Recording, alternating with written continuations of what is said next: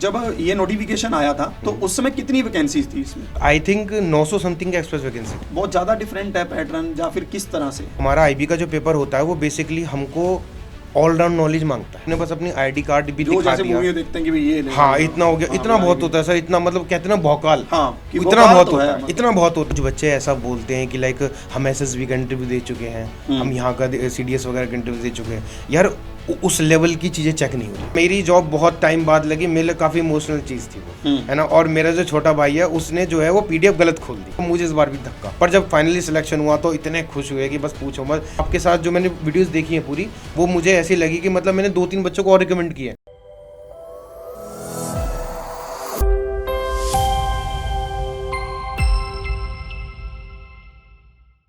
नमस्कार दोस्तों, मैं अभिनंदन। आज हम आपके साथ लेकर आए हैं मिस्टर गौरव जी को, जिन्होंने आईबी के एग्ज़ाम को क्रैक किया है और आईबी के एग्ज़ाम के बारे में पूरी जानकारी रखते हैं कि किस तरह आपका पेपर 1 रहता है, किस तरह डिस्क्रिप्टिव होता है और किस तरह का इंटरव्यू रहता है।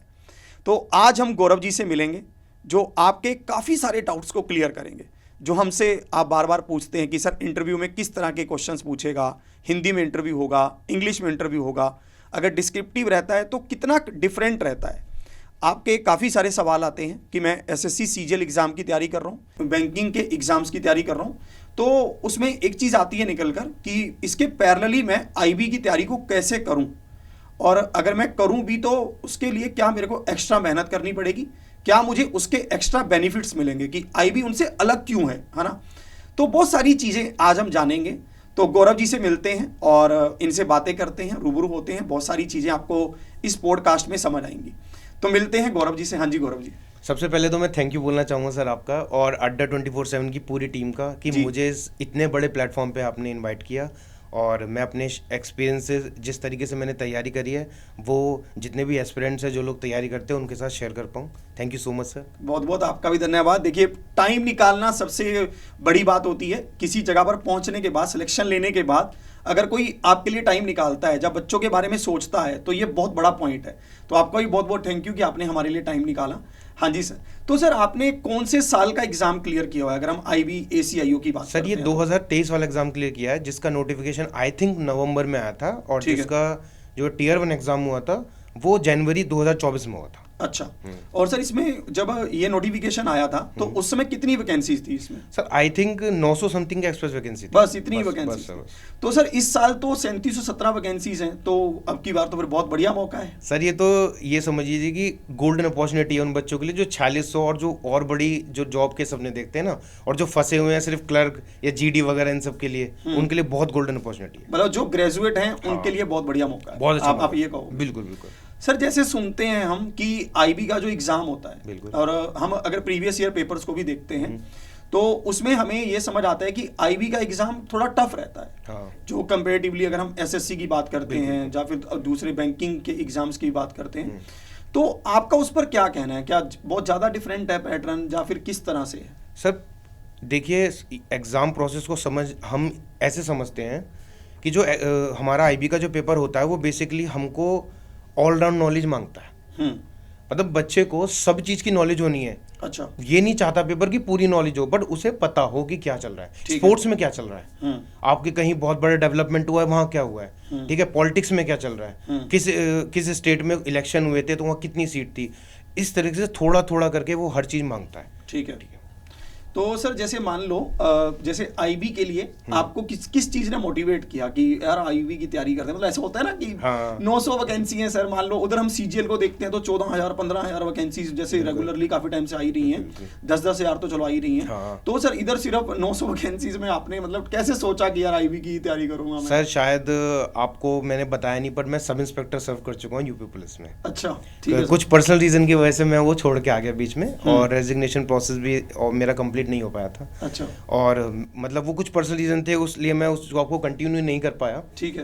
पर मेरे लिए जो यूनिफॉर्म का जो एक वो है ना, मतलब के पैशन, लव कह लीजिए आप, कि यूनिफॉर्म चाहते हैं या फिर यूनिफॉर्म भी ना हो पर उस तरह का काम, फील्ड वर्क। तो आईबी में तो यूनिफॉर्म नहीं है ना? यूनिफॉर्म नहीं है सर, आईबी में नहीं है। यूनिफॉर्म में मतलब अच्छा, आप कह दो कि जो ये एक तरह से स्पाई वाला काम होता है। स्पाई वाला काम है, इंटरनली पूरा है ना, स्पाई वाला काम है, और आपको आइडेंटिटी अपनी रिवील नहीं करनी, तो सर जैसे मान लो आप आइडेंटिटी अपनी रिवील नहीं करोगे, हाँ। तो आप कैसे बताओगे किसी को कि भाई मैं मतलब मेरी जॉब लग गई है भाई, मैं बेला नहीं बैठा घर पे, मेरा तो चल तो रहा सर है। किसी को सेटिस्फाई करना ही क्यों है? नहीं नहीं, मतलब जैसे सर मान लो सोसाइटी भी है, हाँ। तो आपको ये तो बताना पड़ेगा ना कि मैं कहीं वर्किंग हूँ भाई। आपको अपने जैसे आस पड़ोस में तो पता चल ही जाता है ना कि सर थोड़ा बहुत जिसको पता लग जाए अपने आप से वो लग जाए, बट हम खुद से अपनी आइडेंटिटी रिवील नहीं कर सकते। अच्छा, हम ये नहीं बोल सकते कि हम मैं आईबी में हूँ। है, अंडर होम मिनिस्ट्री के अंदर काम कर रहे हैं, यहाँ पोस्टेड है, वहाँ अच्छा, पोस्टेड। ये मतलब अपनी पोस्टिंग वगैरह ज्यादा नहीं आप बता बिल्कुल सकते, नहीं बता सकते। बट आप ऐसे तो बता सकते हो कि मैं आईबी में हूँ और मतलब ऐसे करके। इतना थोड़ा बहुत मतलब देखिए लोगों को खुद से पता लग जाता है, अगर आप खुद भी ना बताएं नहीं तो क्या आप अपने घर के नाम जो अपनी नहीं सर, ऐसा नेम कुछ प्लेट नहीं। होती है उसमें? मैं जब सब इंस्पेक्टर रहा तो मेरे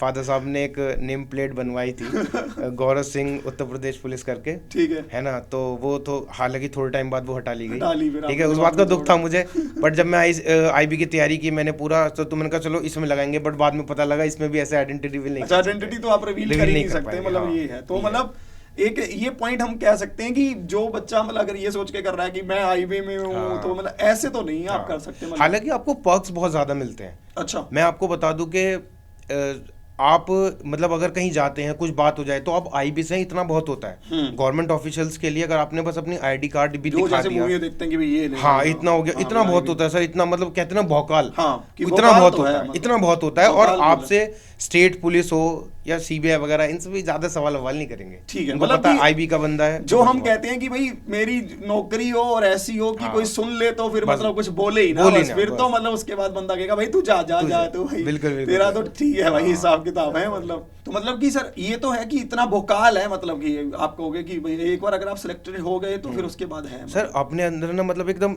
सुपर पावर समझ लीजिए। अच्छा, जब आप पोस्ट पे रहते हैं ना तो पोस्ट पे भी वहाँ पे मतलब मेरे दोस्तों ने अपना एक्सपीरियंस शेयर किया है, मतलब कुछ लोग हैं आईबी में हमारे साथ के। तो मैं आपको जानकारी के लिए बता दूं कि सर ने पेपर 1 क्लियर किया और पेपर 2 भी सर का क्लियर रहा, और उसके बाद जो इंटरव्यू में जो सर अभी बताएंगे भी आपको कि इंटरव्यू में कहाँ पर वो लैग कर गए थोड़ा सा, उसके बारे में भी हम बात करेंगे। बट जो सर के फ्रेंड्स हैं वो ना वो अभी वर्किंग है, तो उनसे बात भी होती है, तो उनसे पता चलता ही है चीज़ों का। हम अगर कोई बताए भी नहीं तब भी समझ तो आ ही जाता है कि सामने वाले का लाइफस्टाइल क्या है ना, और किस तरह से वो रह रहा है। बिल्कुल बिल्कुल। तो उसके बारे में भी सर आपको एक्सपीरियंस बताएंगे अपना कि किस तरह से वो लोग रहते हैं, किस तरह से है ना वो करते हैं चीज़ों को, और क्या उनको एक्स्ट्रा पर्क्स क्या मिलते हैं, है ना।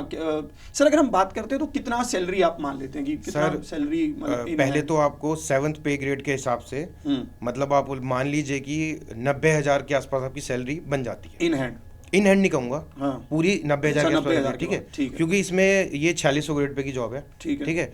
बट इसमें क्या है 20% बेसिक पे का एक्स्ट्रा अलाउंस मिलता है आपको। अच्छा, ठीक है, एक ये हो गया। एक आपको ये होता है कि सर क्योंकि छुट्टियां बहुत कम मिलती हैं, जैसे कि डिफेंस फोर्सेस में होता है ऐसा, ठीक है, तो इसमें क्या होता है कि 12 ना मिलके 13 महीने की सैलरी मिलती है। समझ गया, जैसे वो सीबीआई वाला जो हाँ बिल्कुल सीबीआई होता है, या किसी स्टेट पुलिस की बात कर लीजिए आप, तो इसमें क्या होता है जो संडे सैटरडे होते हैं या गैजेट छुट्टीज होती हैं उनमें जो मतलब हम काम करते हैं, जॉब वगैरह जो करते हैं, उसका एक 13 महीने की सैलरी करके आपको मिल जाता है। ठीक है, तो अब मैं ये आपको होलसेल बताऊं कि लगभग आपको 1.30 1.25 के आसपास आपको सैलरी मिल जाती है, तो बहुत बढ़िया सैलरी है। और सर मैं आपको दावे से कह सकता हूँ ये सैलरी खर्च नहीं होती क्योंकि पर्क्स इतने आपको अच्छा। सब चीज मिलता है, जहाँ आप रहते हो वहाँ आपको थोड़ी हार्श कंडीशन तो होती हैं, अगर मैं मतलब वैसे बात करूँ फिजिकली कि यार रहना कहाँ पे है ये, बट आपको कुछ खर्च नहीं होता है। अच्छा। क्योंकि आप कोalition में काम करते हैं फोर्सेस के। सर जैसे मान लो कि कई बच्चों का ये भी डाउट आता है कि अगर आप आईबी में हैं तो आपकी जो पोस्टिंग होगी वो बॉर्डर एरियाज में ही होगी, ऐसा है? हाँ सर। नहीं तो आपका जो मान लो कि जो अपने इधर वाले एरिया जैसे दिल्ली है, या फिर हरियाणा पंजाब में मेन तो यहाँ भी तो होगी? सर होती है थोड़े टाइम बाद, जैसे कि मैं आपको बता दूं कि जैसे कि अनमेरिड जो लोग होते हैं अगर वो आईबी में जाते हैं, है ना, तो उनको ज़्यादातर हिली एरिया जो मतलब कैसे काफ़ी एडवर्स जो एरियाज होते हैं वहाँ आपको पोस्टिंग मिलती है। जैसे नॉर्थ ईस्ट मान लो, नॉर्थ ईस्ट में तो होनी है आपकी। अच्छा। कम से कम 3 या 4 साल आपकी पोस्टिंग होनी है नॉर्थ ईस्ट में, ठीक है। उसके बाद आप फिर लद्दाख चले जाएंगे, जम्मू कश्मीर वाला रीजन हो गया, फिर आपको छत्तीसगढ़ झारखंड नक्सल वाला पूरा एरिया, तो ये सब आपको पूरा वो भारत दर्शन करवा देंगे। अच्छा हाँ, और इसमें ऐसा भी है कि आपकी जैसे मान लो हार्ड पोस्टिंग होती है जैसे, और उसके बाद फिर वो मतलब फिर वापिस वो आपको जैसे दिल्ली ले आए। मैं आपको बताता हूँ सर कि आपकी हार्ड पोस्टिंग जहाँ कंप्लीट होती है फिर आप एप्लीकेशन दे के आप नॉर्मल दिल्ली में भी आ सकते हैं आईबी के ऑफिस में, और डेस्क जॉब भी कर सकते हैं। अच्छा, डेस्क जॉब भी आप कर डेस्क सकते जॉब भी है सर, बिल्कुल। अच्छा। हर तरीके की चीज़ मतलब है ऐसा नहीं है कि अपन कहें कि फील्ड की ही जॉब है इसमें। सर। मैं आपको बता दूं, कई बार ऐसा होता है कि आपने हार्ड पोस्टिंग में इतना काम कर लिया कि आपकी ऑक्सीजन सप्लाई बॉडी में कम हो गई, तबीयत खराब हो गई आपकी, तो फिर उनको एक रिक्वेस्ट पर दिल्ली आ जाते हैं या अपने एरिया के आसपास आ जाते हैं। ऐसा भी पॉसिबल है सर। मतलब जैसे भी मान लो provision हम जैसे सीजीएल की कोई जॉब होती है तो हम उसमें सुनते हैं कि अगर आपने हार्ड पोस्टिंग ले ली, हाँ। तो जैसे मान लो अभी जैसे ये अपना जो रीजन है नॉर्थ वेस्ट रीजन में, जैसे जम्मू एंड कश्मीर आ जाता हाँ है, जी। तो उसमें 3 साल की अगर आप हार्ड पोस्टिंग ले लेते हैं तो एक ऑप्शन आता है कि आप अपनी होम पोस्टिंग ले सकते बिल्कुल, हैं बिल्कुल। कि भाई आप अपने घर पे ही चले रहो, चलो थोड़े दिन आपने क्योंकि हार्ड भी पोस्टिंग ली है तो उसके मतलब उसमें आपको होम पोस्टिंग हम दे रहे हैं। तो क्या ऐसा आईबी में भी है बिल्कुल कि सर, अगर ऐसा आपने एक बार और सर कितने साल में ट्रांसफर है? सर इसमें ऐसा होता है कि सर ट्रांसफर तो ऐसा कोई गलती कर दी आपने, आप पोस्ट पे नहीं थे, अच्छा। आपकी ड्यूटी चल रही है, बीट ड्यूटी चल रही है आपकी, और आप पोस्ट पे नहीं मिले तो भी आपका ट्रांसफर हो सकता है। अच्छा, ठीक है। और बाकी जो नॉर्मली सर 3 साल में हो जाता है आपका ट्रांसफर। तो वही है मतलब हाँ, normally वही है। तो और सेंटर जैसा भी आपने कहा कि आप एप्लीकेशन दे सकते हैं कि हार्ड पोस्टिंग करने के बाद आप आ सकते हो दिल्ली या होम पोस्टिंग, ये भी प्रोविजन होता है सर। ये भी प्रोविजन ये है। प्रोविजन है। मतलब हर तरह के एंगल हैं वो, तो मतलब एक तरह से सेंटर गवर्नमेंट की जो बिल्कुल है, सेंटर मतलब गवर्नमेंट जैसे अपना नॉर्मल जैसा अपना normal वैसे ही अपना चलेगा उसमें। पर क्योंकि आप यंग ब्लड हैं, आप ज़्यादा अच्छे से सर्व कर सकते हैं जब तक आप अनमेरिड हैं, या फिर आप लगभग आप 35 साल या उससे थोड़ा सा अराउंड 37 के आसपास, तो आप हार्ड पोस्टिंग कर लीजिए, फिर उसके बाद आप इधर हो जाते हैं, थोड़ा इजी पोस्टिंग ईजी हो जाते हो हैं। जाता दोनों है। चीज़ होती है, तो- बट फील्ड जॉब मैं कहूँगा ज़्यादा बेटर होती है। उसमें बहुत सारी अपॉर्चुनिटी खुलती हैं, सीखने को मिलता है, ठीक है, बहुत सारी जानकारी मिलती है और एडवेंचरस रहता है। कभी भी आदमी बोर फील नहीं करता, कभी भी बोर नहीं हो सकता। देखिए, जब हम बात करते हैं आईबी की तो सबसे बड़ी बात जो मैं आपको बोलता हूं कि आईबी आपको बंदा बना देगा। मतलब बोलते हैं ना कि यार ये ना ऑफिसर लेवल का बंदा है, देखने से ही पता चल रहा है, ऐसा कई बार अपन बोलते हैं ना। तो आईबी की ट्रेनिंग के बारे में सर से जानते हैं कि आईबी की ट्रेनिंग के में किस तरह से आपको सिखाया जाता है, क्या उसमें टेक्निकल ट्रेनिंग है, क्या उसमें फिजिकल ट्रेनिंग है, तो सर से उसी के बारे में बात करेंगे। जी गौरव सर। तो सर मैं आपको बता दूं कि ट्रेनिंग का ऐसा होता है कि 6 महीने की ट्रेनिंग के आसपास होता है। और मेरे दोस्त ने मुझसे बताया कि जो ट्रेनिंग में बच्चों को बुलाया जाता है वो बैच में बुलाया जाता है। ऐसा नहीं होता कि जब आपका रिजल्ट आ जाता है तो सभी बच्चों को एक साथ बुला लिया जाता है, कुछ बैच में होते हैं। और ऐसा होता है कि अभी भी ना, मतलब जैसे कि 900 बच्चे मेरे टाइम पे थे तो उसमें एक साथ सब ट्रेनिंग पे नहीं गए थे, कुछ को बार मतलब उसमें पार्ट में बुलाया गया था। तो कुछ लोगों की ट्रेनिंग पहले टेक्निकल ट्रेनिंग जो होती है वो पहले हो जाती है, फिर बाद में फिजिकल ट्रेनिंग होती है, और सबसे बढ़िया फिजिकल ट्रेनिंग होती है इसमें। और आप यकीन मानेंगे कि वो सुबह उठकर पूरा एक्सरसाइज वगैरह कराना। और मैं आपको बता दूं सर, जैसे आईपीएस वगैरह की ट्रेनिंग होती है ना, बिल्कुल वैसी ट्रेनिंग होती है। अच्छा। इतनी ए क्लास फैसिलिटीज मिलती हैं, इतनी अच्छी डाइट मिलती है, आपका रहने का चलने का ढंग सब बदल जाता है। आप एकदम ना स्पाई एजेंट की तरह सोच सकते हो। मतलब आप यकीन नहीं मानेंगे कि जब वो हमारा दोस्त हमसे आके मिलता है ना, तो वो हम पे शक करने लगता है कभी कभी। वो कहता है फ़ोन को बंद कर दे, या वो क्या मतलब इससे कि जरा हम लोग मिल रहे हैं तो हम लोग, जैसे कि मैं उससे कहता हूँ कि कहाँ खड़ा है, लोकेशन भेज दे अपनी, कह रहा भाई लोकेशन नहीं भेजूंगा, उस पर इतने बजे मिल जाइए। तो हम ऐसे कर लेते हैं कोऑर्डिनेट। तो वो सब मैं उसके चाल ढंग से सब समझ जाता हूँ कि हाँ वो किस तरह। और उसकी ये सब बातें सुनने के बाद ही ना मुझे आईबी का मन हुआ था कि यार आईबी में मुझे भी जाना है। समझ गया। हाँ, बस ये है कि अभी जैसे आपने बताया कि एक मेरा लूप, मतलब एक पॉइंट है मेरा, डीमेरिट कह लो आप, कि जिसकी वजह से चीज़ें खराब हो गई मेरे से। तो वो यही था कि मैं डिफेंस फोर्सेस में था, सब इंस्पेक्टर में था पुलिस में। और जब पैनल की बात हुई थी कि पैनल ने मतलब मेरे से पूछा, तो इसी वजह से मेरा ये नेगेटिव पॉइंट था, जो कि मैं थोड़ा सा मैं पीछे रह गया इन सब चीज़ों। तो सर अगर हम मान लो तैयारी की बात करते हैं, प्रिपरेशन की बात करते हैं, जैसे मान लो आप भी एसएससी सीजीएल की तैयारी भी कर रहे थे, बिल्कुल। और साथ साथ में आपने आईबी की तैयारी भी की। बिल्कुल बिल्कुल। तो सर जैसे बहुत सारे बच्चे हैं हमारे साथ जो अभी सीजीएल की भी तैयारी कर रहे हैं क्योंकि ग्रेजुएट हैं वो, बिल्कुल बिल्कुल। और उसके साथ साथ आईबी के फॉर्म को भी भर रहे हैं, या फिर बैंकिंग के भी ऐसे बहुत सारे बच्चे हैं। तो सर आप उनको क्या सजेस्ट करेंगे? जैसे मान लो अगर हम पहले पेपर की बात करते हैं, ठीक है, तो उसके बारे में आप उनको कैसे एडवाइस करेंगे कि कैसे तैयारी करनी चाहिए? सर देखिए, पहले तो 100 नंबर का पेपर है जी। आपके 5 सेक्शन है, जिसमें आपका GS, current, maths, reasoning and English.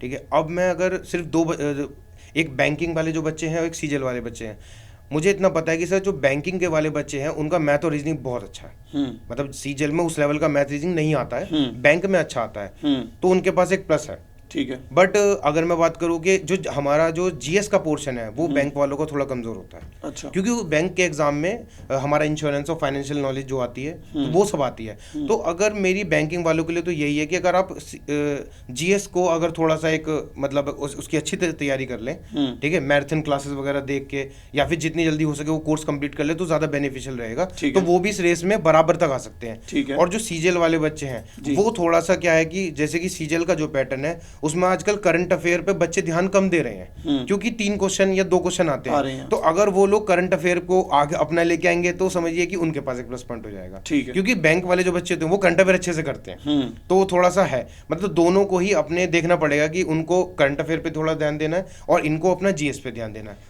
तो सर जब आपने तैयारी की तो आपने कहाँ से तैयारी की? सर मैं आपको बता देता हूँ सर, मैं क्या है कि मुझे पैटर्न पूरा पता था। मेरा जो दोस्त है वो ब्रीफ दे चुका था कि पेपर कैसा आएगा, क्या क्या पॉइंट होंगे, मतलब पूरा सिलेबस उसने बता दिया था, कितने क्वेश्चन कहाँ से आएंगे पूरा डिटेल में मुझे पता था। तो मैं क्या करता था सर, मैं रैंडमली जो है करंट अफेयर ज़्यादातर मैं सर आपकी वीडियोस में, मतलब जो अड्डा 24/7 की कई सारी वीडियोस ऐसी हैं जो मुझे जिसने मुझे बहुत हेल्प किया। सर मैं मंथली वीडियोस वगैरह देख लेता था। और उसके साथ सर आपका जो सबसे बेस्ट चीज़ मुझे लगी ना, वो जो आपके मंथ के एंड में जो कंपाइलेशन आता है ना सर, उसको पढ़ लो और वो पूरा मतलब रट जाएगा। उसकी प्रिंट निकाल लो, उसको हाईलाइट कर लो और उसको रटते रहो।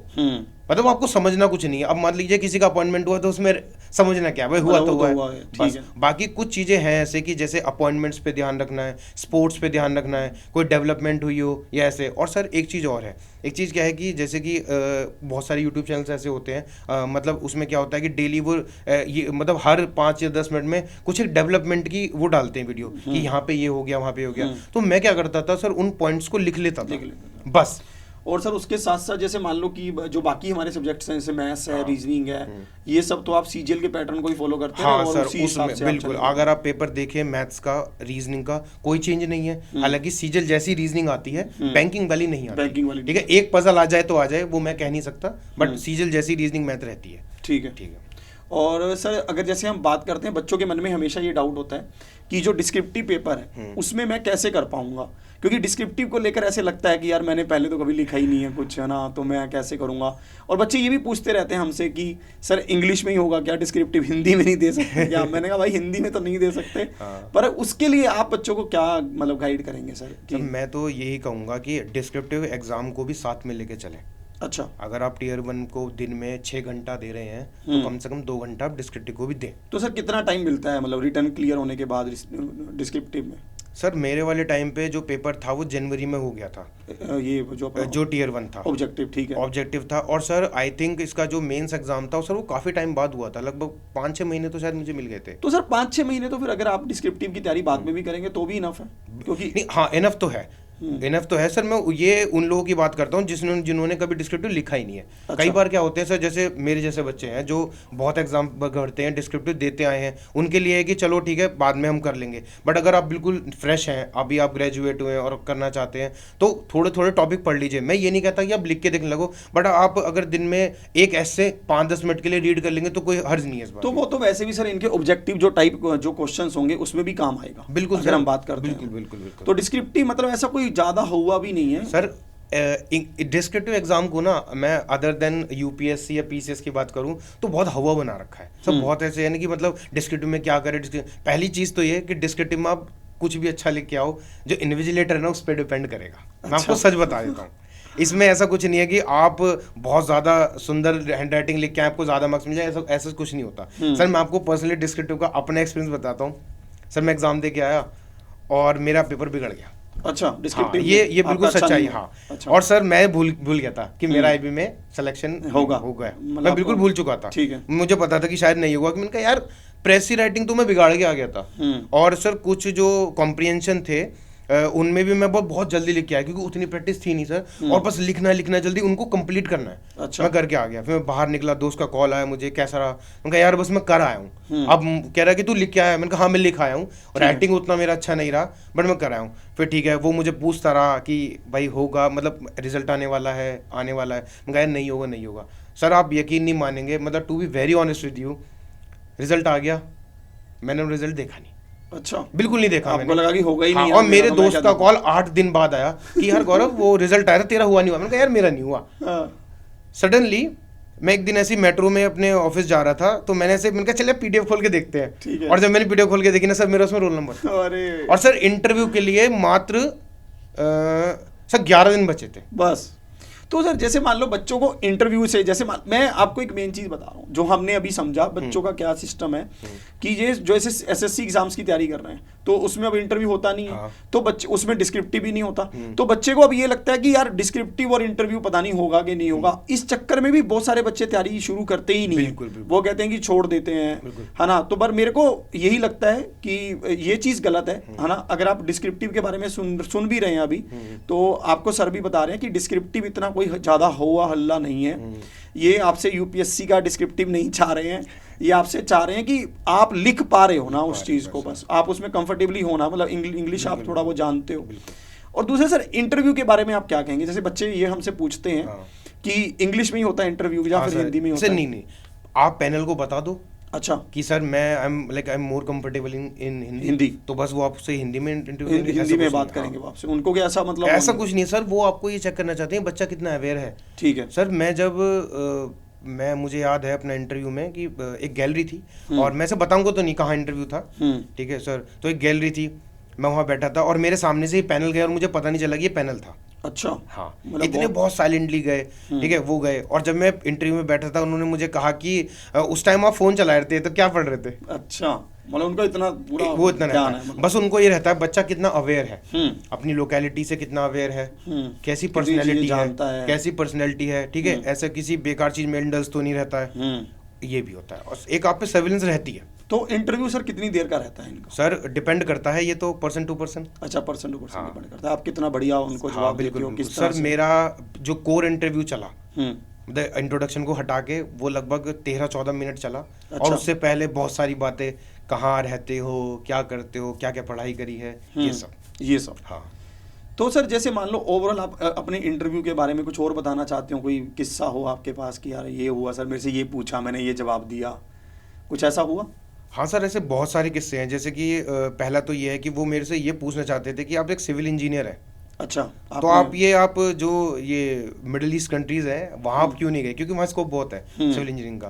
तो मतलब मैंने उनको सेटिस्फाई करता रहा कि सर मुझे अपने मतलब देश में ही रह के कुछ करना है और ये सब। तो हंसते रहे इस बात के कि नहीं आप क्यों नहीं गए वहाँ पे। वो तो मैंने उनको बताया कि सर मैं यहीं पे ही कंफर्टेबल हूँ और अभी भी मैं यहीं पे देख रहा हूँ। मतलब मेरे पास अपॉर्चुनिटी थी कॉलेज के बाद कि हाँ मैं जा सकता था, पर तब भी एक तो ये किस्सा हो गया। ऊपर से ये है कि जिस प्रोफेशन में मैं पहले था पुलिस में, उससे मेरे से बहुत सारे सवाल होते रहे। वो लोग जानना चाहते थे कि मैं जिस प्रोफेशन में था मैं वहां से क्यों आया, है ना। और मैं उनको जवाब देता रहा, बट वो हंसते रहे मेरी बात पे। अच्छा। पता नहीं उनको क्या मेरे में अजीब लगा कि जो है मतलब ये पुलिस में था और इस तरीके से अब ये फिर से आईबी में आना चाहते हैं, तो इस तरीके से था। मतलब ये सारे थोड़े अजीब चीज थे, थोड़े अजीब आपको ये लगा? मेरे लिए थोड़े तो, क्योंकि मैं इन चीज़ों के लिए प्रिपेयर होकर नहीं गया था। देखिए जो इंटरव्यू था उसमें जो सवाल, जैसे कि आपको पूरा नेक्सलाइट वगैरह के बारे में पढ़ना है, कोई असैसिनेशन जो हुए थे, जैसे मेरे से राजीव गांधी असैसिनेशन के बारे में पूरा पूछा था, पूरा उन्होंने डिटेल में पूछा था, तो मैं पढ़ के गया था। ठीक है, तो वो सब था। और बाकी मतलब इस तरह के सवाल मेरे से होते रहे। बाकी वो कुछ नॉलेज भी चेक कर रहे थे, बट उनका जो ध्यान था ना वो इस बात पे था कि बच्चा की पर्सनैलिटी कैसे है, बच्चा को तरीका है, मतलब वो नॉलेज रखता है। अगर वो तैयारी भी कर रहा है तो ऐसा नहीं कि सिर्फ अगर उसको एक सब्जेक्ट दे दिया इंश्योरेंस तो वो इंश्योरेंस ही पढ़ता जा रहा है। ऐसा नहीं कि दुनिया के बारे में उसको कोई नॉलेज नहीं है। वो एंटायरली सब कुछ देखते हैं। अच्छा, मतलब मेनली उनका जो टास्क रहता है वो आपकी पूरी पर्सनैलिटी को चेक करना चाहते हैं। बिल्कुल। और इंटरव्यू मेनली कोई ऐसा भी नहीं है कि बहुत ज्यादा डिफिकल्ट है, बहुत ज्यादा। एक चीज मैं आपको और बता देता हूँ, कुछ बच्चे ऐसा बोलते हैं कि लाइक हम एसएसबी का इंटरव्यू दे चुके हैं, हम यहाँ का सीडीएस वगैरह का इंटरव्यू दे चुके हैं। यार उस लेवल की चीजें चेक नहीं हो रही आपकी। अच्छा, हाँ, मतलब ये वाला पॉइंट आपने ये मतलब बहुत लोग हैं ऐसे जो बहुत सारे बच्चे ऐसा बोलते हैं कि सर क्या ये इंटरव्यू पूरा मतलब ऐसा होगा कि... नहीं। सर जैसे मान लो कुछ बच्चे मेरे को ये भी पूछ रहे थे कि सर फिजिकल भी रहता है क्या इसमें, जैसे फिजिकल? नहीं सर, ऐसा कुछ नहीं है। अच्छा, नहीं, नॉर्मल हाइट मेजरमेंट लेके आपको सीधा ट्रेनिंग पे बुलाएंगे, ऐसा कुछ भी। हाइट मेजरमेंट है? हाँ, मतलब नॉर्मली सर कुछ नहीं होता, कुछ ऐसा है नहीं। अगर ऐसा होता तो सर नोटिफिकेशन में मेंशन होता, ऐसा कुछ है ही नहीं, मेंशन ही नहीं, कुछ नहीं है सर ऐसा। मतलब अच्छा, फिजिकल के बारे में आपका कुछ ऐसा मेंशन वो नहीं है? एक चीज मैं आपको और बताता हूँ सर, आप की मतलब बहुत सारे बच्चे ना इंटरव्यू को लेकर बहुत डरे हुए हैं, तो उनका शायद मैं इस चीज से डर थोड़ा कम कर देता हूँ। आप टियर 1 में उतने मार्क्स ले आओ कि आपको इंटरव्यू की जरूरत ना पड़े। अच्छा, बस आप ये कह रहे हो कि कट ऑफ तो सबको मिलाकर ही बननी है। बिल्कुल बिल्कुल। हाँ, तो आप मतलब पेपर 1 में ही पेपर 1 में इतने ले आओ सर। फॉर एन एग्जांपल मैं आपको बताता हूँ, मेरी ही ऑफिस में एक लड़का है जिसके आप यकीन नहीं मानेंगे 82 मार्क्स थे।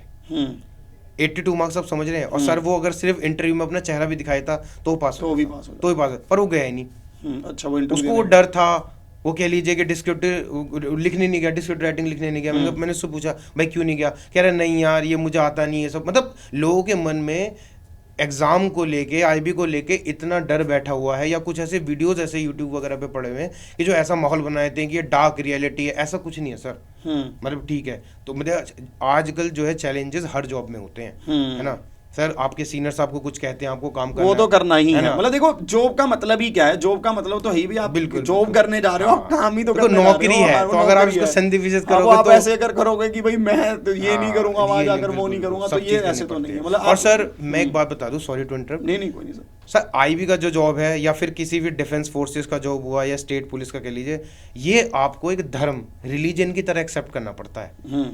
आप सीजीएल जैसी बैंक की जॉब में नहीं हो कि भाई सुबह उठे 9 बजे, बच्चे को स्कूल छोड़ के आ गए, शाम को 6 बजे आ गए, दोस्तों के साथ बैठ के चाय कॉफी पी ली और सो गए और दिन कंप्लीट। ऐसा नहीं होता सर। आपको पूरी तरीके से देश को देना होता है, समर्पित करने वाली बात है पूरी, ठीक है। और ये मैं ये कह सकता हूँ कि कुछ लोगों के मन में उतनी चीजें नहीं होंगी, बट वो आपको बना ऐसा देंगे सर, वो बना ऐसा देंगे, पत्थर कर देंगे, आपकी ट्रेनिंग ऐसी कर देंगे कि आपको मतलब फिर मतलब उसके कोई ऐसी सिस्टम मतलब बहुत बढ़िया। तो इसमें आपसे ये कहूंगा कि जो बच्चे तैयारी कर रहे हैं, आप लोगों के साथ जुड़ रहे हैं, या फिर जिनको मैं भी थोड़ा बता दूं, डरने वाली तो कोई बात है नहीं। देखिए बहुत मजा आता है, एडवेंचरस जॉब रहती है। मैं आपको बता दूं सर, बैंक और सीजीएल की जॉब में आदमी बोर हो सकता है, आईबी की जॉब में कभी नहीं होगा। आईबी की जॉब में कभी नहीं होगा सर। इतनी बढ़िया बढ़िया हिल स्टेशन पे रहेगा, फैसिलिटी A क्लास मिलेंगी। आप मैं बता दूं sir, Indian army, Indian air forces के साथ कोलिशन करके आपको काम करना पड़ता है। और सर मैं बता दूं, आप वैसे तो 4600 ग्रेड पे है, एज अ इंस्पेक्टर आप जाते हो, ये इंस्पेक्टर की पोस्ट है बेसिकली, 3 स्टार कह लो आप।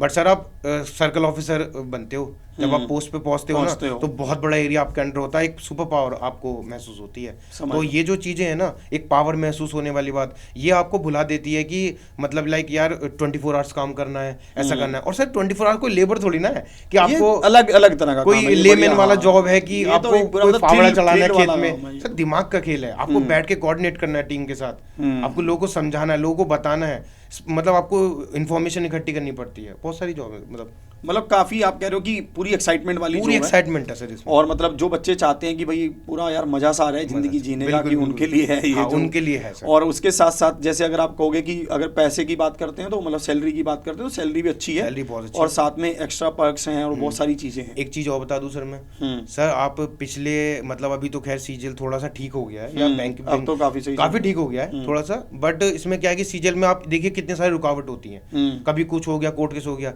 सर आईबी आपको 1 साल के अंदर जॉब दे देता है। ये भी बढ़िया बात है, ये बहुत बड़ी बात होती है सर, ये बहुत बड़ी। आप सोचिए कि आप इतने टाइम से बैठे हैं घर पे, बेचारे बेरोजगार हैं, माँ बाप कैसे पैसा इकट्ठा कर रहे हैं, और सीधा पता लगा आप आईबी में चले गए, कितने टाइम मतलब कम टाइम स्पेन में, तो वो भी एक बहुत बड़ी बात है सर। ये तो है, जल्दी से जल्दी 4600 ग्रेड पे की जॉब लेना।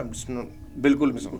तो सर जैसे मान लो आपने तैयारी की, जैसे बहुत सारे बच्चे हमारे साथ जुड़ते हैं और तैयारी करते हैं, तो उसमें बच्चे ये कहते हैं कि सर मेरे तो घर में ये प्रॉब्लम चल रही है, सर मैं कैसे तैयारी कर लूँ, है ना। या फिर मान लो ये होता है कि सर मैं तो मतलब फिजिकली मतलब इतना वो नहीं हूँ, मान लो कि है ना, मेरे को तो सर मैं तो परेशान हूँ, मेरे को मेंटल दिमाग में मेरे को लोड पड़ गया सर। आपको क्या पता, आप तो यहाँ पर कह देते हो कि तुम पढ़ो है ना। तो सर आपका क्या कहना है, मतलब आपने जैसे तैयारी की, अपना सिलेक्शन तक आप पहुँचे पूरा बिल्कुल, है ना, और आप अभी भी वैसे मतलब सेंट्रल गवर्नमेंट में ही है सर, है ना, फील्ड में है, अपना CSS की जॉब कर रहे हैं सर। तो आपने वहाँ भी जॉब तो हासिल की ही है, आप पहले उसके बाद भी हाल ही में मेरा यूपी पुलिस में तो मैं आ गया था, फिर मेरा अभी सीजीएल में इनकम टैक्स में भी हो चुका है। तो आपको कैसा क्या लगता है सर कि आपकी लाइफ में कैसी है, क्या ऐसी कोई प्रॉब्लम्स थी, क्या आपने स्ट्रगल देखा, क्या आपने उनको फेस किया, कैसे आपने फेस किया, बच्चों के लिए आप मतलब कैसे बताएंगे? सर मैंने ना जनरल डब्बों में भी धक्के खाए। अब मैं ये बता दूं कि मैंने क्यों खाया। अब कुछ मतलब मैं इसको हाइपरबॉलिक नहीं कर रहा हूँ कि बहुत बड़ा चढ़ा के बता रहे हो सर। मैंने एग्जाम इतने निकाले और मैं बॉर्डर पे जाके रुका हूँ। मतलब मेरे बहुत सारे जो लोग मुझे जानते होंगे, तो सर मैंने ARO इलाहाबाद हाई कोर्ट में बिल्कुल 200 में से 176 मार्क्स लेके आया मैं। अच्छा। अगर मेरा उसमें सिलेक्शन होता तो मैं रैंक 1 होता उस एग्जाम के लिए, पर वहाँ पे धांधली हो गई, वहाँ रुक गया सर। अदर जो पटवारी जैसे एग्जाम हुए इनको निकाल लिया, वहाँ धांधली हो गई, मैं वहाँ रुक गया सर। आप यकीन नहीं मानेंगे, मैं कम से कम 20 से 25 एग्जाम निकाल चुका हूँ। अच्छा। 20 से 25 एग्जाम, और बार बार एक ऐसे स्टेज पे जाके रुक जाना, और फिर मैंने कोर्ट केस लड़ता रहा सर। मतलब पूरा तरह से डीमोटिवेट हो जाना। बिल्कुल सर, मैं दिल्ली NCR में रहने वाला आदमी, जनरल डब्बों में इलाहाबाद भागता था केस लड़ने के लिए कि यार ये चीजें गलत हो रही हैं, मैं बच्चों को इकट्ठा कर रहा हूँ कि यार उनके साथ भी नाइंसाफी ना हो, मेरे साथ भी ना हो। तो मैं इतना लड़ रहा था, और इस बीच में प्रेशर इतना ज्यादा कि मैं अपने घर का सबसे बड़ा लड़का हूँ। अच्छा। है ना, मेरे छोटे भाई बहन है सब, मेरी जॉब नहीं है। और ये वो बड़े भाई से क्या सीख रहे हैं कि इतना बड़ा हो गया है और अब तक कोई जॉब नहीं है। तो सर अपने आप में ना काफी ऐसा लगता था कि यार ये कब होगा, और सर एक जॉब की जरूरत थी कि यार हो जाए, बस हो जाए। तो वो मुझे ना हमेशा पुश करती रही कि यार तुझे तक रुकना तो नहीं है। और सर फिर क्या है ना कि अब जैसे मैं एक जॉब ले लेता हूँ तो मैं फिर आगे की जॉब सोचता हूँ। कुछ लोग कहते हैं कि यार तुम जॉब खा रहे हो लोगों की, तो ऐसा नहीं है। देखिए सर, जैसे कि जो प्राइवेट सेक्टर होते हैं उसमें मैं ये कहूँगा कि लोग जॉब स्विच करते हैं, इंटरव्यूज की तैयारी करते हैं। तो प्राइवेट में जैसे ही एक प्रोसेस होता है, लोग इंटरव्यू की तैयारी करते हैं, जॉब स्विच करके आगे बढ़ते हैं। मेरे लिए ये चीज़ है। मैं अगर गवर्नमेंट सेक्टर में आगे बढ़ना चाहता हूँ तो मैं डिफरेंट एग्जाम भरता रहता हूँ। वो तो आप अगर ये भी देखेंगे कि मान लो कि अगर आप की दूसरी जॉब पर सिलेक्ट हो रहे हैं, तो आप पहली जॉब को छोड़ भी तो रहे हैं। फिर मगर अब मान लो जैसे आप मूव कर रहे हैं, आप मान लो तो आप पिछली जॉब को छोड़ भी तो रहे हैं आप, तो वो तो वैकेंसी तो क्रिएट हो ही रही है। हाँ सर, वो तो क्रिएट होती है, तो ऐसा तो मैं कोई बुराई नहीं कर रहा हूँ। और देखिए लाइफ में आगे बढ़ने का हर किसी के पास मौका है। बिल्कुल मौका है। वो तो अपन ऐसा कहते ही नहीं है कि तो भाई तुम रुक जाओ, तुम रुको, पहले मुझे आगे जाने दो, ऐसे थोड़ी ना होगा सर। 6 साल बाद नौकरी लगी। देखो, और एक चीज ये भी तो ये होती ही है, अगर देखो मैं सभी स्टूडेंट्स को भी यही कहना चाहता हूँ। मान लो हम गौरव जी को रोक भी लेते हैं कि भाई तुम मत भरो यार फॉर्म, यार अब तुमने बहुत जॉब ले ली भाई, अब तुम रुक जाओ, ठीक है। तो क्या हम पूरी दुनिया को तो नहीं रोक सकते, ठीक है। तो आपको अपनी जंग खुद ही लड़नी है, उसमें तो किसी को आप ऐसे कह ही नहीं सकते हो कि आप यार ये तो जॉब करा, ये सब तो बहाने हैं भाई। सर 3717 वैकेंसी है आईबी में। आईबी में 3717 वैकेंसी है ना। हाँ। अगर हर बच्चा बस ये देखे मुझे एक चाहिए, तो अब की बार इनका सिलेक्शन पक्का, बिल्कुल सिलेक्शन, अब की बार सिलेक्शन पक्का, क्योंकि इतनी वैकेंसी मैंने तो नहीं देखी। बिल्कुल नहीं सर, 3700 कभी नहीं आई सर, पिछले 5 साल में कभी भी नहीं आई। आप ये मान लो इनके टाइम पर जो 2023 का पेपर था 900 वैकेंसी, तो 900 का 4 गुना, मतलब 4 गुने से भी ज्यादा वैकेंसी हो गई है। आप सोचिए सर, उस टाइम में एकदम बिल्कुल एक लास्ट पॉइंट पे रह गया, और मतलब अगर इतनी वैकेंसी होती तो शायद मैं आपसे आज यहाँ बैठा भी नहीं होता। फिर तो आप पूरा अंडरकवर होते हैं हम लोग। हाँ। तो मैं तो बल्कि यही आपको कहूंगा कि ये मौका है अब तैयारी करने का, और इस मौके को जब आप देखो, किसी भी चीज को करने के लिए ना ये पॉडकास्ट होते हैं, ये इंटरव्यू होते हैं, ये क्यों रखे जाते हैं, ताकि आपको हम वो एक मोटिवेट, एक किक दे सकें, ताकि आपको पता चल सके कि हाँ भाई कल को मेरा सिलेक्शन होगा तो मेरी लाइफ ऐसे होगी। किसी भी चीज़ को पाने के लिए एक बच्चा पैदा होता है तो माँ बाप क्यों बोलते हैं, जैसे पहले होता था ना ये कि मेरा बेटा इंजीनियर बनेगा या डॉक्टर बनेगा, ऐसा क्यों बोलते थे? क्योंकि उन्होंने देखा कि यार इंजीनियर की जो लाइफ है ना वो बड़ी सेट है भाई, डॉक्टर की लाइफ है बड़ी सेट है। तो उन्होंने तभी जैसे बच्चा पैदा हुआ उन्होंने बोला कि यार मेरा बच्चा ना यार इंजीनियर बनेगा, डॉक्टर बनेगा। तो इस हमारे जो इंटरव्यू का पर्पज़ है, हमारा जो पॉडकास्ट का पर्पज़ है, वो मेनली यही है कि हम आपको वो किक दे सकें कि भाई इसके बाद आपकी लाइफ सेट है, फिर इस तरह से आप पूरा अपनी ज़िंदगी को जीते हैं। तो देखिए हमने बहुत सारी बातें भी की गौरव जी से, और पूरा आपके मतलब उसके बारे में जाना कि कैसा आपका सफ़र रहेगा आगे का और किस तरह से आपको उसकी तैयारी करनी है। सर एक्चुअली क्या होता है कि जब बच्चे तैयारी करते हैं ना, तो जैसे माँ बाप होते हैं वो भी बहुत परेशान होते हैं कि यार मेरे बच्चे की जॉब नहीं लगी है ना, मेरे बच्चे की जॉब नहीं लगी, बहुत ज़्यादा परेशानी होती है। क्योंकि एक्चुअली होता भी क्या है कि जैसे जैसे हम बड़े होते हैं, हम तो जवान हो रहे होते हैं, बिल्कुल। और माँ बाप जो होते हैं वो बूढ़े हो रहे होते हैं, है ना। तो उम्र के साथ उनको टेंशन और होती रहती है सर। तो कई बार ना माँ बाप थोड़े हार्श भी हो जाते हैं, बिल्कुल। जैसे मान लो कि ऐसे हो जाते हैं यार तेरी तो लगेगी ही नहीं। मेरे साथ ऐसा किस्सा है कि हमारे जो फादर साहब हैं उनको एक आदत है बहुत ज्यादा यूट्यूब चलाने की, और यूट्यूब पे क्या देखते हैं, आपका चैनल, अच्छा, जो नई नई वैकेंसीज आती हैं उनके बारे में, और चलते फिरते कहीं भी टोकने लगेंगे, कह रहे यार उसकी वैकेंसी आई है भर दो। अब हमें तो पता है कि कौन सी कैसे कर वैकेंसी रहे आई हैं? है। और माँ बाप हमसे ज़्यादा परेशान, हम उन्हें देख के परेशान, और जब इस तरह के क्लैशेस होते हैं ना कि पापा जी पता तो है कौन सी वैकेंसी, तो उसमें वो लोग हर्ट भी हो जाते हैं, क्योंकि वो डायरेक्टली इनडायरेक्टली वो कहीं ना कहीं हमारे ज़्यादा अच्छे के लिए तो सोच रहे हैं कि भाई इस अब तक तो नहीं सिलेक्शन हुआ, अब तो हो जाए इसका।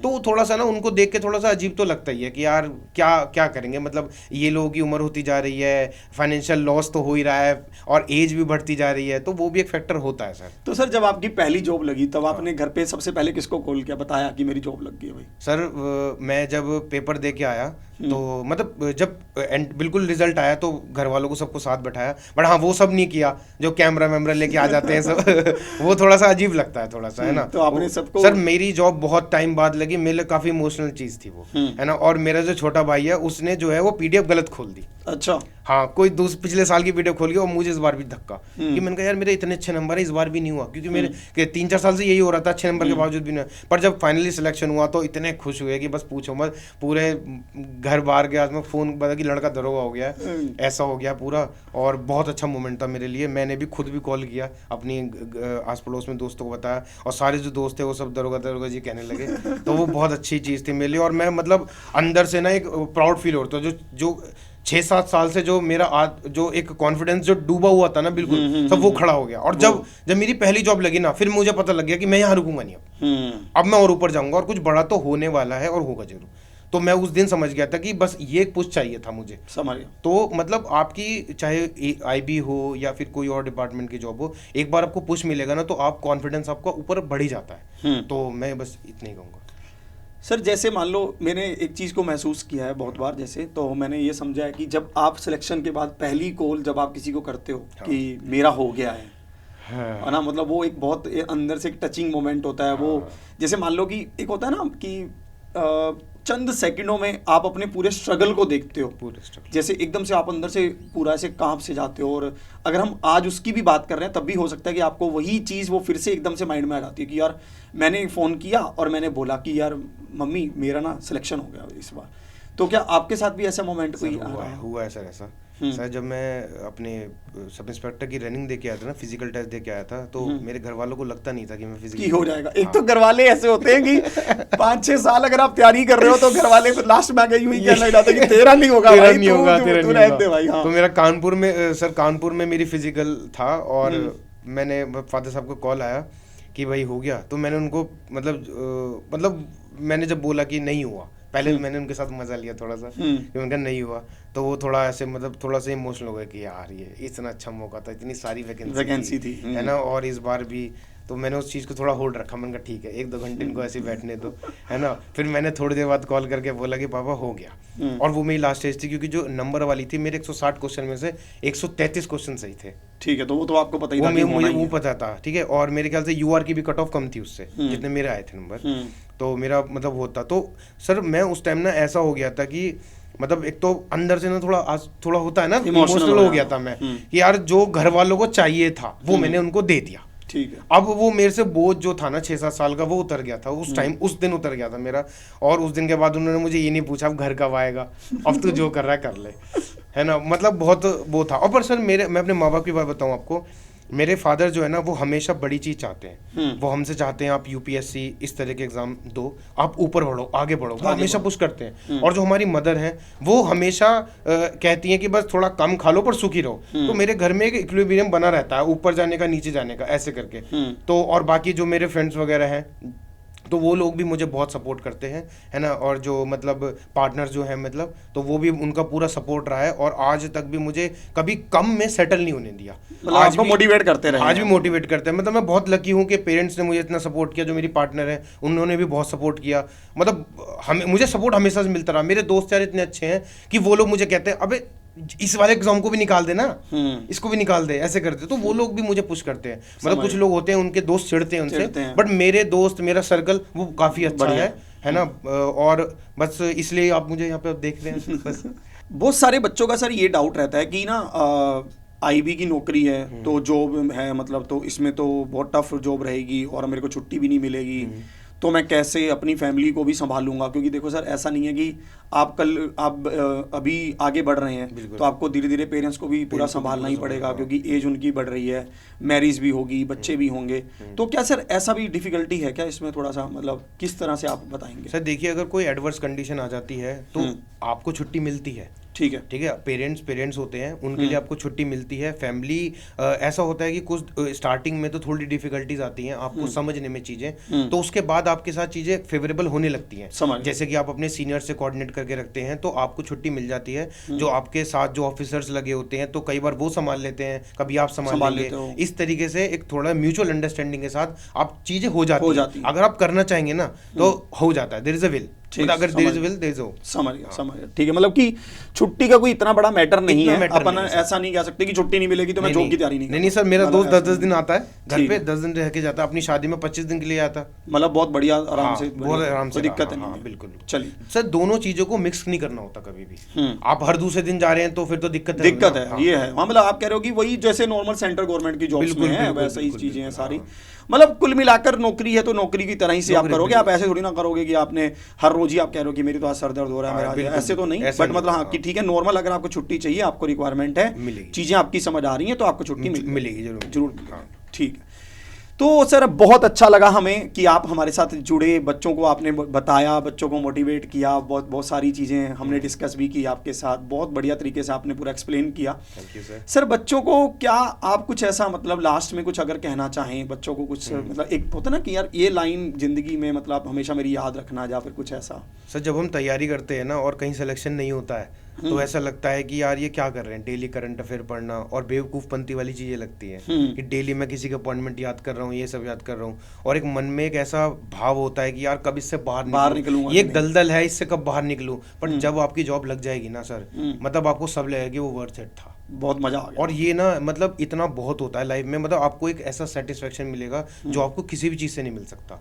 आपकी एक बार जब जॉब लगेगी तो आपको ये फील होगा कि I am the top of the world. मतलब चाहे फिर वो जॉब कोई भी हो, क्लर्क की हो, आईबी हो, कोई भी जॉब हो, आपको एक ऐसा फील आता है, आपकी जो कॉन्फिडेंस होता है वो आ जाता है, आप थोड़ा सा समाज में एक थोड़ा खड़े होकर चल सकते हैं सर। बहुत ज़्यादा ही एक अलग मोमेंट होता है मैं कहता हूँ। और मतलब इस तरह की जो 3717 जैसे वैकेंसी आईबी में सर, ये तो उन बच्चों के लिए बहुत ज़्यादा गोल्डन अपॉर्चुनिटी है जो अभी तक इन्फीरियरिटी कॉम्प्लेक्स में जी रहे हैं। मतलब वो इस बार पार कर दो, आप इस बार पार कर दो, मतलब ये तो अब की बार तो मतलब बना दो, मतलब पूरा सर। वैसे ही चीजें थोड़ी खराब चल रही गवर्नमेंट के साथ, पता नहीं कब कहाँ कितनी वैकेंसी डाउन हो जाए। आप देख ही रहे हैं बैंकिंग में भी काफी बुरा हाल चल रहा है आजकल। तो मैं कहूंगा कि इतनी अच्छी गोल्डन अपॉर्चुनिटी है। और मेरे को भी ये लग रहा है कि जैसे अगर अपन देखते हैं ना, IT सेक्टर में AI आ गया, ठीक है, तो उस कारण से वहां भी ले ऑफ चल रहे हैं। तो अब तो ऐसा है कि अगर आपने अभी पूरी मेहनत करके एकदम से मतलब अपने आप को लगा दिया ना, तो आपका सिलेक्शन फिर तय है, फिर आपको कोई रोक नहीं पाएगा। ये तो है। तो सर जैसे हम जानते हैं, जैसे अभी आपसे बात हुई है तो आपने इतने सारे एग्जाम्स निकाले, आपने इतनी सारी तैयारी की, तो क्या अब आप तैयारी करना मतलब रुक गए हैं, कैसा मतलब अभी? नहीं सर, चल रहा है ये सफर जो है ना चलता रहेगा। अच्छा, तैयारी, हाँ, एग्जाम्स बड़े होते चले जाएंगे, लेवल बढ़ते जाएंगे, तैयारी मैं करता रहूंगा, ठीक है। क्योंकि सर क्या है कि जॉब भी अलाउ करती है और ये एक ऐसी आदत बन चुकी है पढ़ने की कि अब रुका नहीं जाता। जैसे कि हमारा खाने की आदत होती है, घूमने फिरने की आदत होती है, तो ये पढ़ाई करना भी अब एक आदत बन चुकी है। तो और उसमें मुझे मजा आता है। हाँ, जब आपको पढ़ाई में मजा आने लगेगा ना तो आपके लिए कोई एग्जाम इतना बड़ा नहीं है कि आप निकाल ना पाओ। तो ये होता है। तो सर जैसे अभी ऑनलाइन एजुकेशन चल रहा है, तो उसके बारे में आप क्या मतलब क्या कहेंगे? तो सर आजकल जो ऑनलाइन जो चल रहा है एजुकेशन पूरा ही, तो इतना अच्छा प्लेटफॉर्म है कि घर पे बैठ के आप इतनी तैयारी कर सकते हैं। जैसे कि सर मैं आपका ही जो है, अब मैं आपको बता दूं, जब NTPC से पहले जब आया था तो मैं आपका जो रेलवे वाला जो है चैनल जो है वो उस पर मैं काफ़ी विजिट करता था। मैंने बहुत सारी आपकी क्लासेस देखी हैं, क्योंकि क्या आप करते थे ना, जो भी क्वेश्चंस आप आते थे काफ़ी रिलेवेंट वीडियो डालते थे, तो मैं ये देखता था कि आज पेपर में क्या है। तो मैं थोड़ा सा मतलब एग्जाम ओरिएंटेड तैयारी जो मैंने की थी ना वो आपके चैनल से करी थी। और आपको जो SSC वाला जो अड्डा 24/7 SSC वाला जो रिलेटेड है सर, उसमें भी ना आप जो क्वेश्चन कराते हो या फिर आपके जो कंटेंट है सर वो काफ़ी अच्छा है। मतलब मैं बाकी चैनल में कुछ भी डाल देते लोग व्यूज़ वगैरह के लिए, बट हाँ थोड़ा आप रिलेवेंट डाल रहे हो। सर जब हमारी आपसे मिलने की बात हुई थी तो मैं एक्चुअली क्या है कि मैं आपको बता दूँ, मैंने भी इस बार फॉर्म भरा है IB का। अभी मैंने कल ही फॉर्म भरा था और फिर मैं देखने लगा कि इस बार तैयारी करनी है और ज़्यादा फोकस होकर करनी है, Tier 1 में और ज़्यादा स्कोर लाने हैं ताकि इंटरव्यू में कोई इशू ना हो। तो फिर मैं सर्च करने लगा पूरा कंटेंट वगैरह, और सर मैंने देखा कि इस बार आप जो तैयारी करा रहे हैं जी। ना, सब वो प्रीवियस ईयर क्वेश्चन से आप करा रहे हैं और काफी रिलेवेंट है। जो आपका जो कंटेंट है वो काफी मुझे हेल्पफुल लगा और मैं आपकी 2-4 वीडियो खत्म भी कर चुका हूँ प्रॉपर। और मेरा जो मतलब आपके साथ जो मैंने वीडियोस देखी है पूरी, वो मुझे ऐसी लगी कि मतलब मैंने 2-3 बच्चों को और रिकमेंड किए, वो भी मुझे कह रहे थे कि यार तू बता दे कहाँ से तैयारी कर रहा है, क्योंकि ज्यादातर लोग मेरे से पूछ रहे हैं कि कहाँ से कर आपने पहले उसको किया हुआ, पहले किया हुआ है बिल्कुल। तो मैंने कहा यार मैं इस बार ये फॉलो कर रहा हूँ, देख ले तुझे अगर अच्छा लगे। तो मैंने पूरा उनको बताया है और काफी मुझे रिलेवेंट लगी है, क्योंकि क्या है ना सर, हम बहुत ज्यादा पजल्ड हो जाते हैं दुनिया भर के टॉपिक वीडियोस वगैरह देखने में। आप एक मतलब एक चैनल को देखो आराम से, उससे पूरी तैयारी करो, थोड़ा सा भरोसा करो टीचर पे या मतलब पूरा उनके प्रोसेस पे भरोसा करो, तो आपका एग्जाम निकल जाता है। मेरा मानना ये है, इधर उधर जाना नहीं है। तो इस बार मुझे लगा कि आज आप अच्छा कंटेंट दे रहे हैं सर आईबी के लिए, और PYQ ही रिलेवेंट जो कंटेंट है ना वही बेस्ट होता है। नई चीज इन्वेंट करने में कोई फायदा नहीं है। सही बात है, सही बात तो सही है। चलिए बहुत बहुत धन्यवाद। हम भी पूरी मेहनत से लगे हुए हैं। हाँ। और हमारा तो देखो एक ही लक्ष्य है कि आपका सिलेक्शन होना चाहिए। आपकी तैयारी हम करवाएंगे, बस आपको तैयारी करनी है। बहुत सारे बच्चे क्या करते हैं कि तैयारी शुरू कर लेते हैं, फिर थोड़े दिन पढ़ते हैं, फिर छोड़ देते हैं, फिर उसके बाद करने लग जाते हैं तैयारी, फिर छोड़ देते हैं। अगर आप ऐसे करेंगे ना तो फिर दिक्कत है, फिर कोई भी सिलेक्शन नहीं करवा पाएगा। अगर आप डेडिकेशन के साथ पूरी मेहनत के साथ जुड़ना चाहते हैं तो जुड़िए, और पूरे अच्छे से आप जब तैयारी करोगे ना तो आप सिलेक्शन लेकर जाओगे।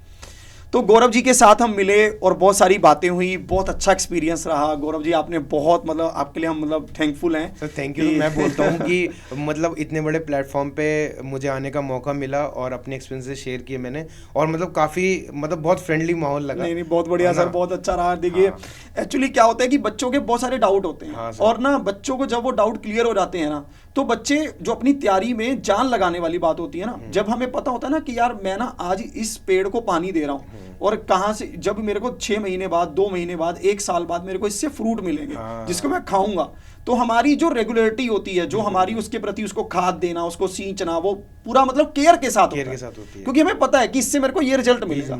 और ये चीज जब बच्चे पहले से ही जान जाते हैं कि ये एग्जाम मैं दे रहा हूँ, इसकी मैं तैयारी कर रहा हूँ, तो इससे मेरे को ऐसी जॉब मिलेगी, तो उसमें फिर वो अपने एफर्ट्स और ज्यादा तरीके से कर पाते हैं। यही है।